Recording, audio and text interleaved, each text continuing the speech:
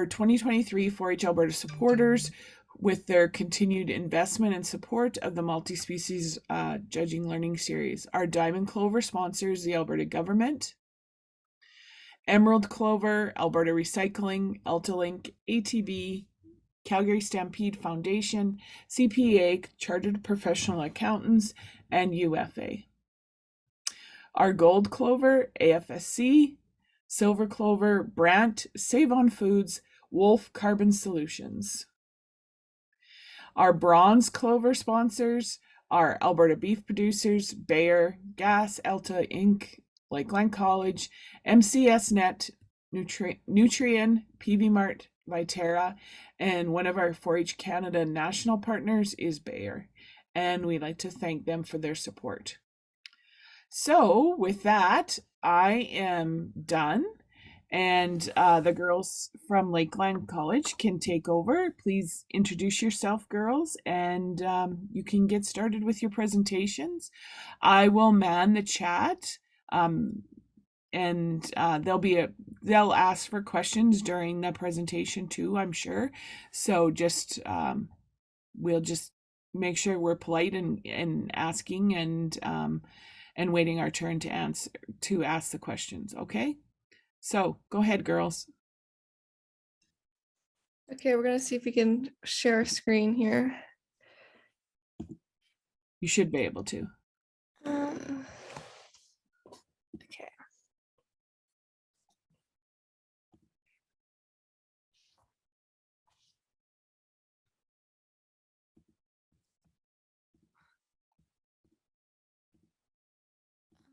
Let's see. This is.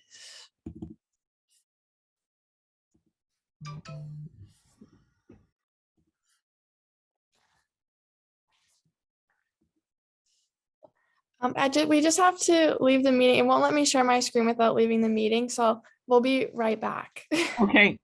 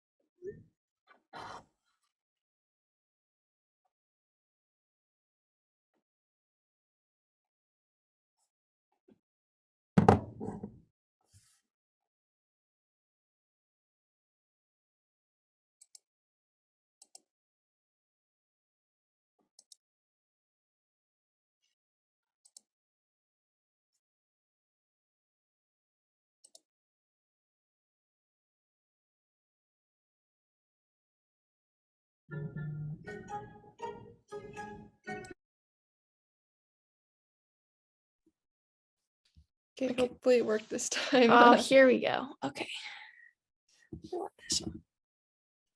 Can you guys see our screen? You bet we can, girls. Yep, that's perfect. Okay, so my name is Madeline, and I'm from Latman. We're both from Latman, Saskatchewan. I was in the Alameda 4-H Beef Club for 12 years. Last year was my last year when I moved out here to Lakeland, and I'm taking the animal health technology program, and this is my first year, but I have been judging ever since I started 4-H. Oh gosh, there we go. I'm Grace. I'm the older sister of us two.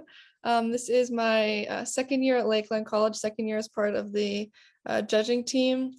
I am taking the animal science diploma program. So I'm going to graduate here in April, and then I'm coming back again for a degree program here. And I'm same as Maddie. I was in 4-H for 12 years until I graduated high school, and I have been judging since I was in 4-H, competed in many different judging competitions and things like that. So yeah. Really kind of what we're going to cover today is terminology. It's going to be mainly focused on livestock, just because that's what we're kind of comfortable with, but it can go with anything that you really judge to begin with. So before you start talking about your descriptive terminology, you need to understand the correct terminology for what you're judging, because some things that you use for beef are not going to be able to be used for pigs or sheep, things like that. So you want to make sure that before you go in, you start judging your whatever you're judging, that you know the terminology that you're going to use. And then when you say your reasons, you also want to make sure you're using the proper terminology for that animal and don't get your animals mixed up, things like that. So this is just, or the next few slides are kind of just different parts of all the kind of animals. I think you guys might have done a little bit of this last time, but oh gosh. The next, so like with dairy cattle, you're looking for lots of the time like milk production and everything. So you're going to use that rear udder attachment, fore udder, rear udder. Whereas you're not going to be using that in your beef cattle because that's not their main role. So the next few ones are kind of, I just circled the ones that maybe are more specific to that animal that you're not going to be using on some of the others. Horses, a big one that stands out. I only ever use gaskin in horses because I know that one, that's a horse term. And then barrel in horses is very similar to your ribs in your cattle and your sheep. So instead of using your ribs, you would kind of use barrel as the replacement for that in horses. And then sheep, the biggest one is that the dock. I don't use that in any other animal, only sheep. So it's just kind of, you kind of stand out a little bit if you use the proper terms and just using a general term for all of them. Okay, so what we're going to be talking about for the rest of the presentation is descriptive terms that you can use in your reasons. So does anybody have any ideas of what descriptive terms are? Like what kind of words you can use? Yeah, you can go ahead and turn your mic off and tell us. Like bigger, larger, words with ER, but not use like better. Don't use words like better or any of that. Yep, that's really good. For those of you that came to the in-person one we had back in February, we kind of talked about this a little, that not to use words like good, better, and best. That's what we were always taught about in 4-H, and I'm sure you guys have heard it too. They're just kind of vague words. They're kind of bland. They're not really good at describing. So yeah, using those better describing words like larger, wider, thicker, that kind of thing.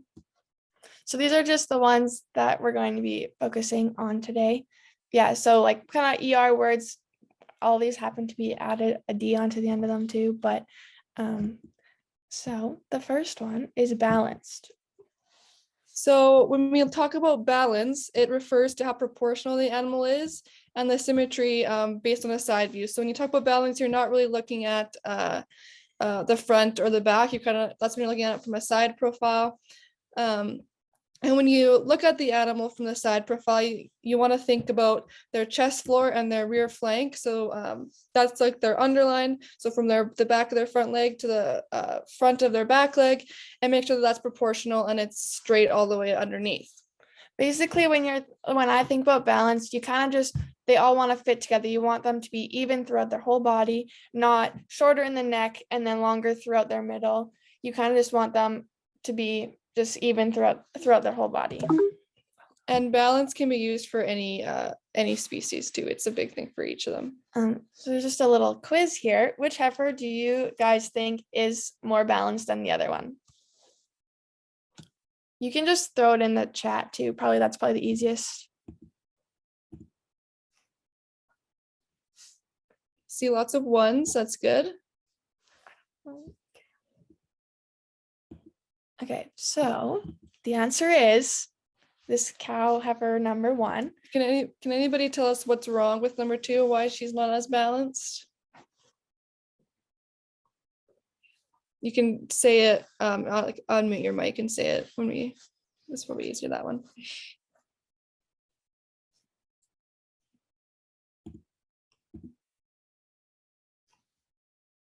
Leans too far forward. Yep, she's a little bit higher in her back end, so that's what caused her to lean a little bit forward. It looks like she's super straight shoulder angle. Yep. Yep. Mm-hmm. Yeah, she's just kind of not that even throughout the. You look at the arrows and you can see that number one heifer. If of course the arrows aren't 100% in the right spot because you're not looking at them at the same point, but those arrows are all even. They're the same length. Where you look at that number two heifer, her neck is just a little bit shorter compared to her middle and her back end. It kind of throws everything off, and she just looks like she's uneven. And if you look at her from her hook bone to her flank, you can see that she's a lot shorter in that area. And you can even see that on your dairy cows and things like that. You can see if they're unbalanced in that area.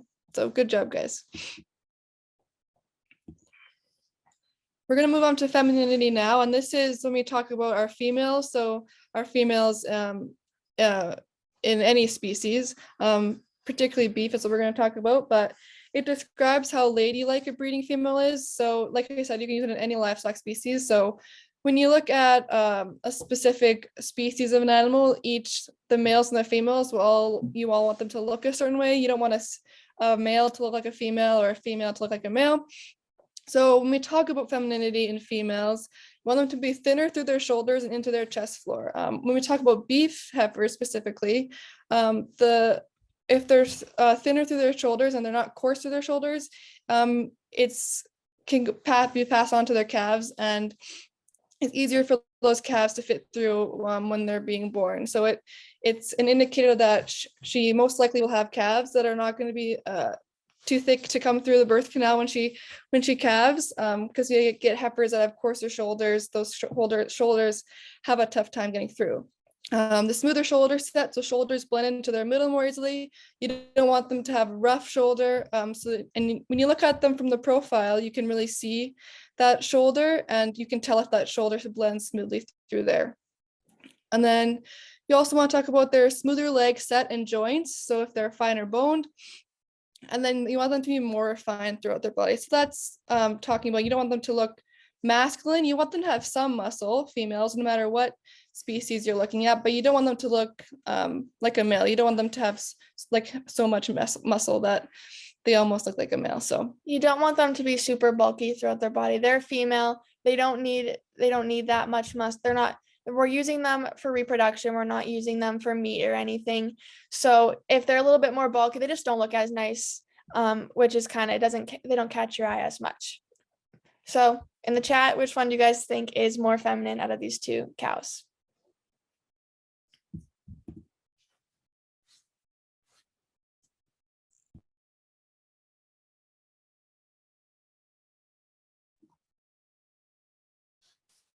There's a lot of twos in the chat. That's good. So 2 is the more feminine heifer. Out of these two, you look at the number one heifer, I kind of just circled spots where maybe she's a little less feminine. Her head, she's just a little bit bulkier, kind of throughout her whole body. Just doesn't have that nice female look to her. If I was looking at this heifer or this cow, she just wouldn't catch my eye as the cow looking type. She's a bit more bulky throughout her body. when you look at beef heifers or beef cows, their front end, if they look like the number one cow, you would say she's coarser fronted, which means she carries more flesh there. When you can look at the number 2, you can see how there's not much of that extra skin hanging in the front or underneath her chin there. So she's smoother fronted. So that's how you would compare the front in that way. Does anybody have any questions so far? Or is any of that confusing? If so, you can shout it out, turn on your mic and ask. Okay, up next, we're going to talk about masculinity, which relates specifically to male breeding animals. You're not going to use this for females, obviously. It's essentially just the opposite of feminine. You want them looking that little bit more bulky. You want them to have a good muscle definition to them. You want to see that muscle. That's what they're for. You need them big and powerful. They have a more rugged or heavy set to their structure and a little bit coarser through their shoulder and neck. Like Grace was saying, they have a little bit more flesh there, and just a heavier kind of set head overall. So again, which bull do you guys think is more masculine?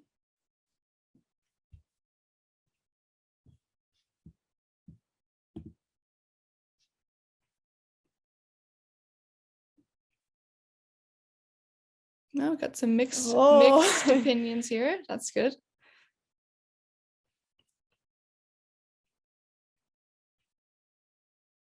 It's definitely split. Okay. I had number 1 as maybe the bit more masculine bull. He's got some more muscling. His head's kind of just that little bit, in my opinion, he has a more masculine head. He looks more like a bull in that way. His crest has developed a little bit more. In his rear end, he's got more of that muscle detention. And this is sometimes hard to distinguish between if your bulls are different ages, which could be the case between these two bulls, because as the bull gets older, they get a little bit more muscular, they get bigger. So if you have a class of bulls that are even just a year apart, it might be harder that can't necessarily be the distinguishing factor.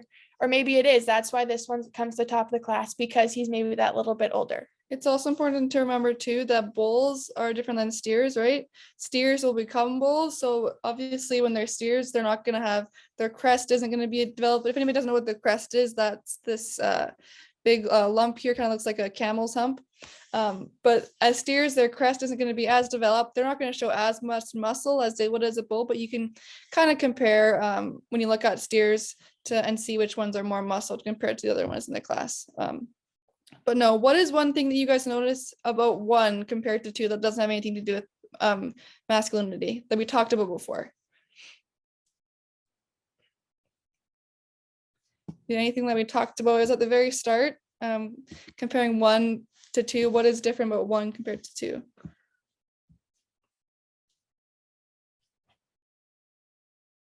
Yeah, I could see lots of you guys saying, and I was thinking 2 is way more balanced if you look at compared to the other 2. He looks like he's a bigger bull, not as masculine like Madeline was saying, but he's definitely a lot more balanced than number 1. So when we talk about long striding, this can go for all of the species. It refers to how easily the animal gets out and walks on the move.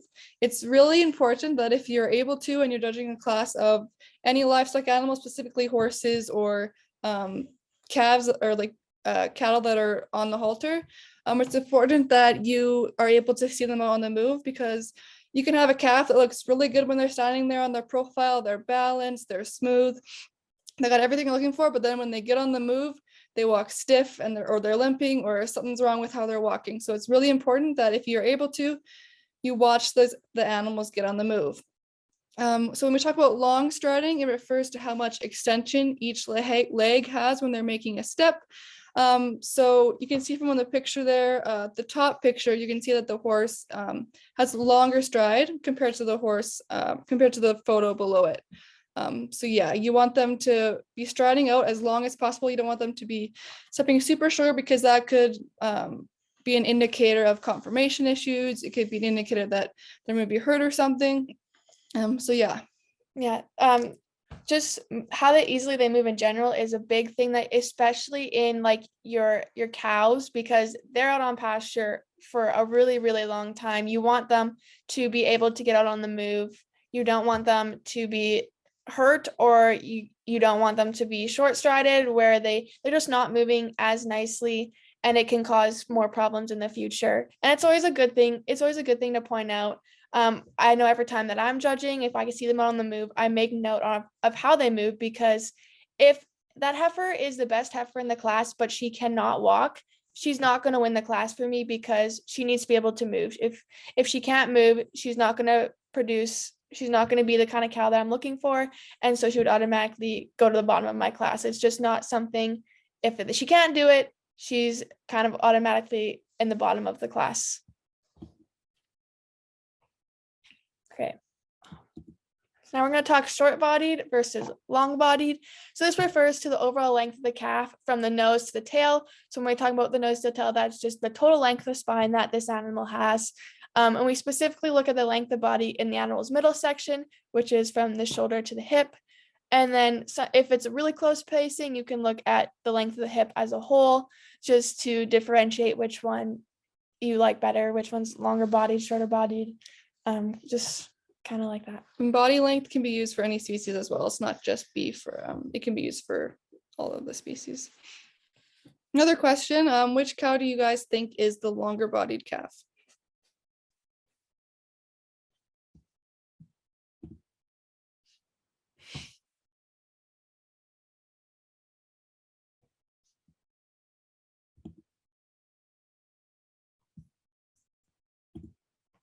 There was a lot of ones in that one, which is the right answer. This one, it's always hard to do it with pictures because maybe you get these heifers beside each other and they're actually pretty similar. But if you look at them just the way that the pictures are, one is definitely the longer bodied cow from nose to tail, and then also from her shoulders to her hips. The blue arrow is showing you from nose to tail, and then the yellow is shoulder to hip. So you can look at those both ways to see their length of body. Smooth shoulders. So we kind of talked about this a little bit when we talked about balance, but it also can be its own thing. You can mention it on its own as well. So it refers to how well the shoulder and the neck blended together. So that's when we're talking about being coarse shouldered or smooth shouldered. So if the point of the shoulder juts out, you would call that a coarse shoulder. And if is it hard to find where the shoulder end and the neck attaches to the body? Again, that's the coarser shouldered. You can also call them coarser fronted, like we talked about with the extra flesh there. This is also another thing I always, especially talking about females, it kind of makes them that little bit more feminine. You want to look at them from the front and just see these big, massive shoulders on them that just totally pop out from their neck. You want them to be that nice. They just kind of smooth in together really nice. You can't really tell where the shoulder starts and the neck ends because they should really go together kind of perfectly, really. Out of these bulls, which one is the smoother shouldered bull?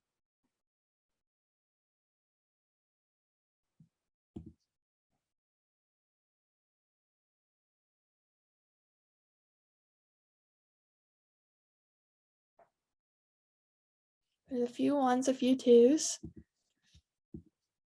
I had one as the smoother shouldered bull. You look at this number 2 bull, he kind of just got a little bit more of a pointed shoulder to him, I guess, in comparison to the number 1 bull.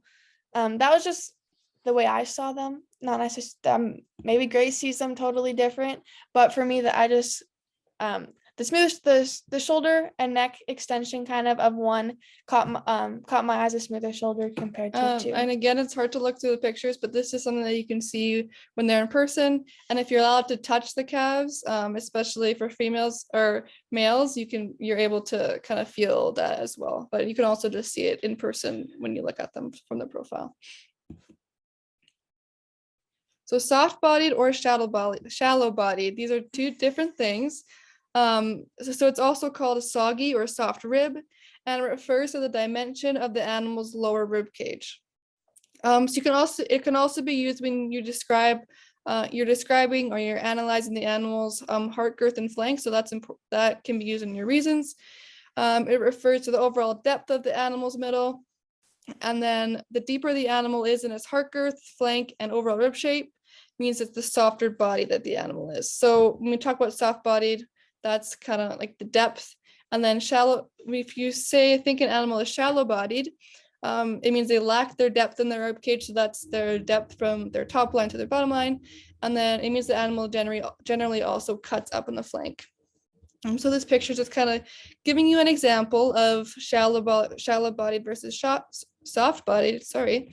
And yeah, you can see that on the picture on the right, the cow is a little bit deeper from her top line to her underline compared to the one on the left. So you would call the one on the left shallow-bodied because she isn't as deep through that middle section. Okay, stout structured is another descriptive term that we can use, which refers to the heaviness of the animal's skeleton, the physical size and circumference of the bones making up the animal's frame, which obviously you can't go in there with a measuring tape and measure the circumference. You kind of just look at it, see, oh, this one's maybe a little bit bigger bone than the other, a little bit wider boned animal. And then these animals will typically be bigger footed and just have a heavier joint set.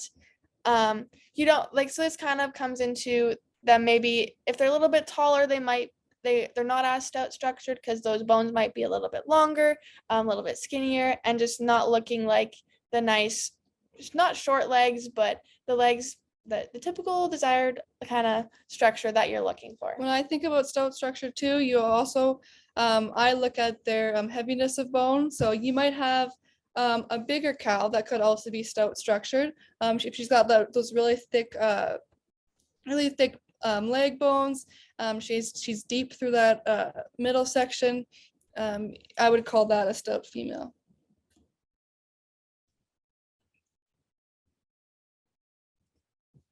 Which heifer do you guys think is more stout structured?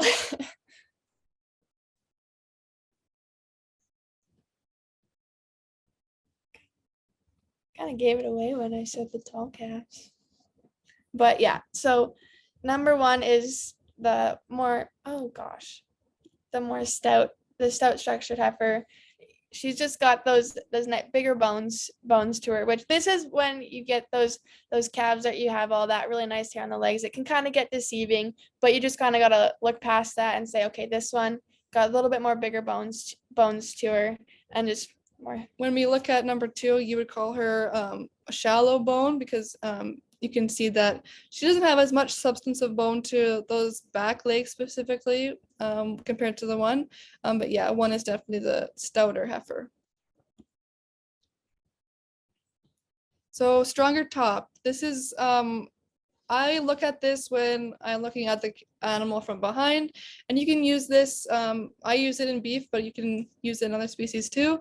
It essentially means that they're a level topped animal. So it refers to how level they are from directly behind their shoulder, over their loin, and then out onto their hips.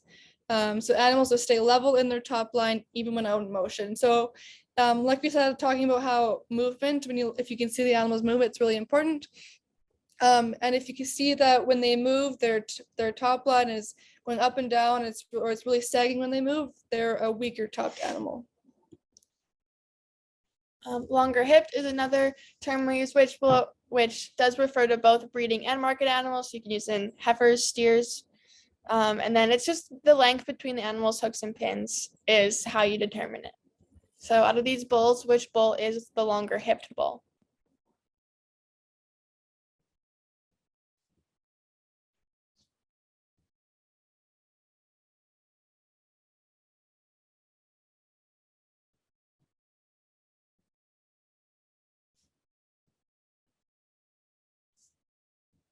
Seeing a lot of 2s in the chat, which is the longer hip bull.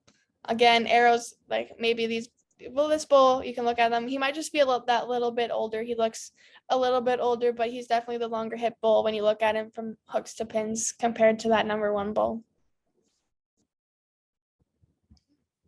Any questions? That's all we have for terminology. So does anybody have any questions about what we covered? Anything that you want us to talk about? Or that we didn't talk about that you want to know?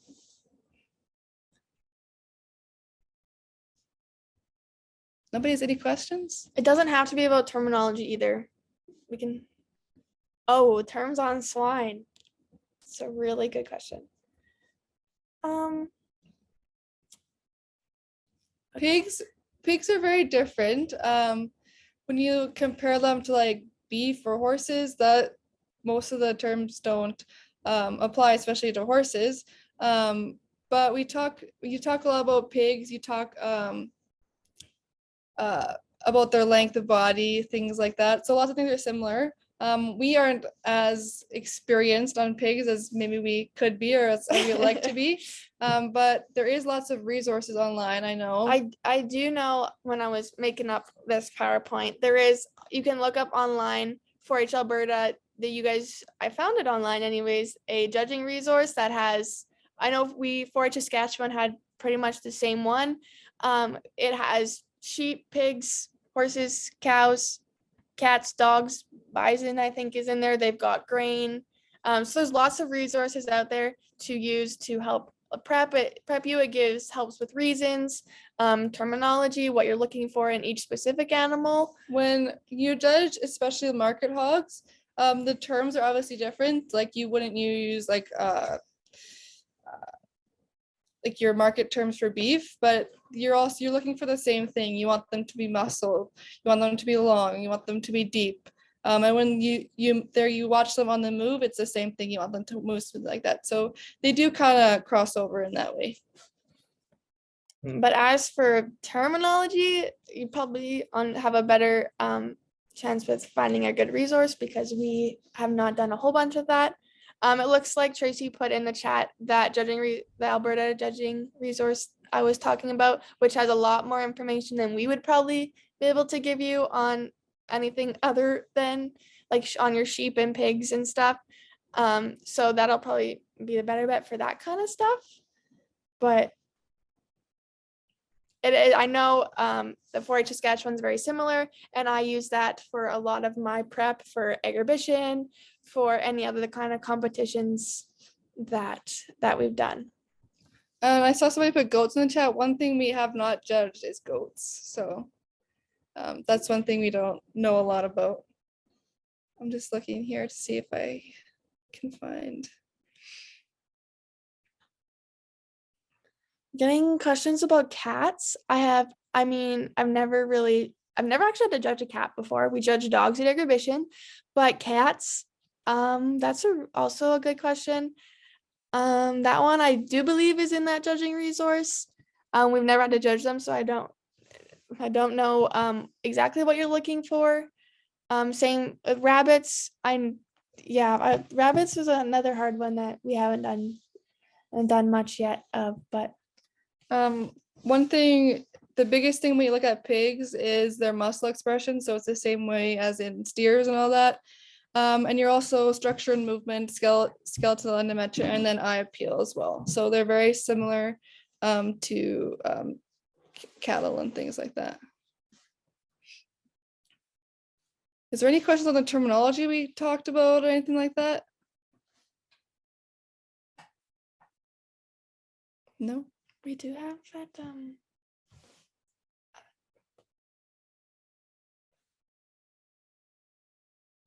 canine terms. I don't know canine terms. There's no questions on any terminology like that. That's kind of all we had.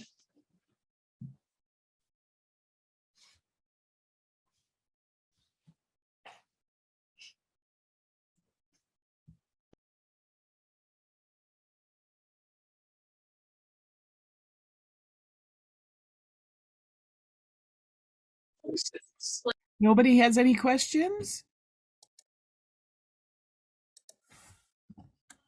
I know we talked lots about beef today, but yeah, those resources are really good. And if you guys do have any questions that you want us to talk about, feel free to reach out to any of us on the judging team, and we can look up that information for you and give you the answers you need, or we'll try to answer your questions that way.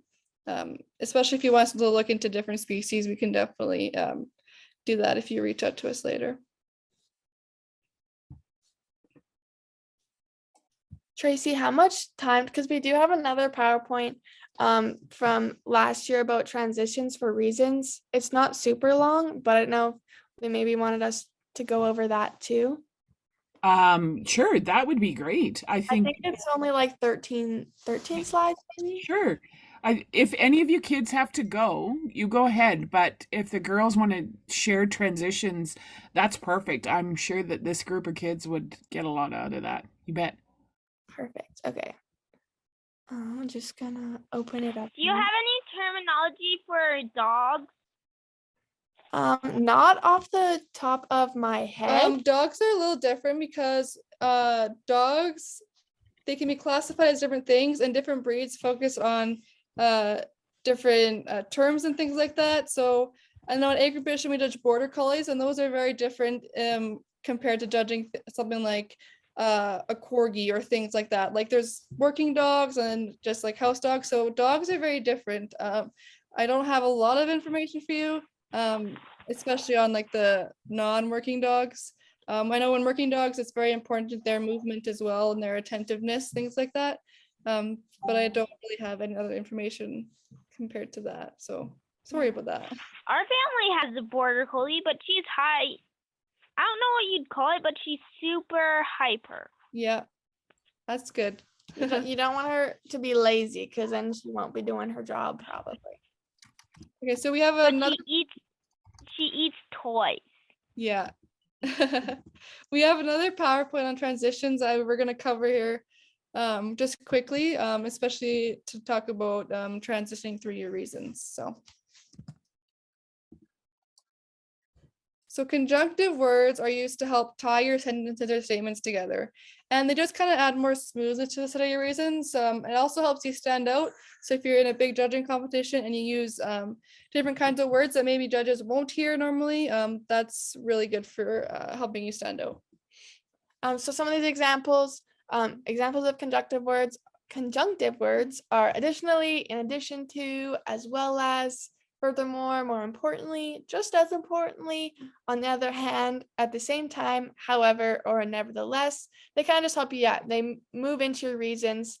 So it's not just you're done your reason for that animal and move on to the next one. It helps kind of keep it flowing. They also help you move through your points too, or for your one specific animal as well, or thing you're judging. So this is kind of an example of a set of reasons using conjunctive words. So you would say, to start off the class, I began by placing 3/2. These two red heifers, so you know by them saying red heifers that they're beef, but they were very similar in size and style. However, there is your conjunctive word, you really had to appreciate the way that the number 3 heifer got out and moved. Additionally, another conjunctive word, the number 3 heifer possessed more depth of heel, which edged this female above the second place heifer. When you're moving on to your next placing, there's also some nice transition words to go. Instead of saying next, I place this over this. So you can use moving into my next pair, next in the class. In reference to my middle pair, I selected blank. In the final pair, I chose proceeding to, moving to. After closely analyzing, in my initial pair of your class name, you preferred which ones. Proceeding to the two, and then you would describe the two animals in the middle pair I selected, and then drawing your attention to, I chose blank. So some examples of kind of using those transitions. Moving on to the two more broody females in the class, I placed 2/4, and then after closely analyzing these two females, the number 2 heifer was overall a more balanced female and a bit more of a leg set than 4. So grants are kind of a little bit different. So what you can use for grants is I grant, I recognize, I realize that, I admit, giving the advantage to, I credit, however, number blank is clearly, and then go into your reason. And then same thing with I appreciate the reason of the number, whatever you judged. So an example reason of using grants is I placed 3/1 as the number 3 bull simply carried more muscle mass in the hip and was more dimensional across the top and down into the stifle region. 3 was also more correct in terms of feet and leg set. So that's kind of when we look at them from the side profile. And however, the number 1 bull is a longer made bull, and I appreciate the smoothness of this bull's shoulders. When you give a grant, you always kind of want to give a grant to all the animals because there is something good about every animal that it has. Usually there's something that the animal has a little bit better than the one that's above it. So you always want to say at least one grant in your reasons per pair, as it kind of just helps so that they know, oh, it helps you to compare the two of them rather than just talking about the one. There's also ways that to indicate obvious placings, which you always want to do when you're talking about your reasons. Especially if there's one that really stood out to you, if there was an easy winner and an easy bottom place, you want to state that. So you could use a logical winner in the class is, an easy winner in the class. Number 2 has a definite or distinct advantage. Number 3 has much more blank, and then an outstanding, say, heifer in this class. So an example's reasons of this is that the number 3 mare has a definite advantage in this class because being the longest and freest striding along with the most balanced mare. Additionally, you really have to appreciate the muscle development number 3 has, which will allow for this mare to easily excel at ranch work. So indicating close placings, again, So you could say something like, in a close pair, I chose or I placed number blank over number blank. And then blank gets the edge because, or blank has a slight advantage because, blank has slightly more, and then go into your reason, or blank is slightly blank. So when you talk about close placing, slightly is a really good word to use.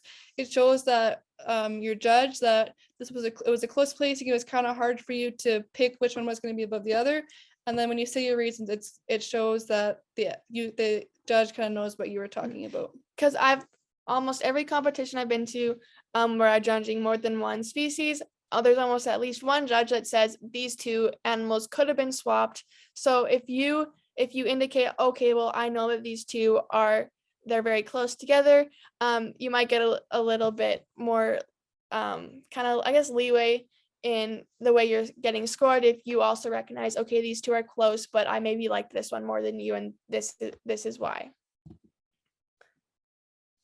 So in some example reasons for using a close placing as an example, in this class, number 4 had a slight advantage. So there's that word slight again, due to the additional depth of flank and width across the steer's chest floor. So when talking about the chest floor, they're just talking about when you look at them from the front, and then it is the distance in between those two front legs. This steer matched closely with the rest of the class in terms of overall finish and length of body. So this is kind of an example of how you would use slight advantage, or example for putting a close placing in your set of reasons. Okay, and that's the end of this presentation. Are there any questions about any of those transition words or reasons kind of that we talked about? Or anything just about reasons in general?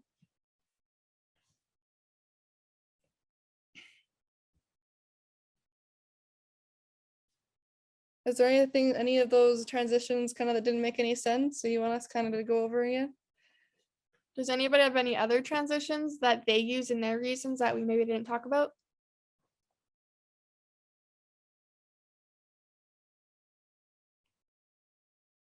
If there's no questions, that's all we got for tonight. So again, like I said, if you do have questions later, feel free to reach out to any of us, and we'll try our very best to help you and get your questions answered. Perfect. Thanks, girls, so much.